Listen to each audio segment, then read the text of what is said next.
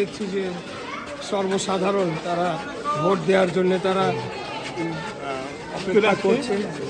বিভিন্ন আমাদের যে টেবিলগুলো রয়েছে সেখান থেকে তারা আমাদের এই ভোটার স্লিপগুলো কালেকশন করার জন্য দাঁড়িয়ে আছে এবং আমি সার্বিকভাবে অত্যন্ত শান্তিপূর্ণ এবং ভালো পরিবেশ ভাই গতকাল আমি সন্তুষ্ট। তবে ভোট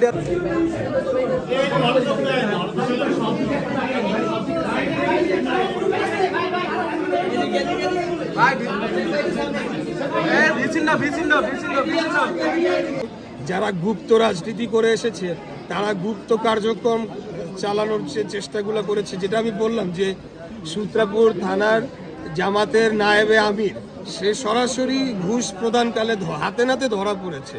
এরকম সারা বাংলাদেশে আপনারা গতকাল খবর দেখেছেন, যেহেতু বিকাশে এখন টাকা পাঠানো যাচ্ছিল না, বিভিন্ন জায়গায় তারা হাতে নাতে টাকা নিয়ে ধরা পড়েছে এবং ওই যে ঠাকুরগাঁ জেলা জামাতের নায়েব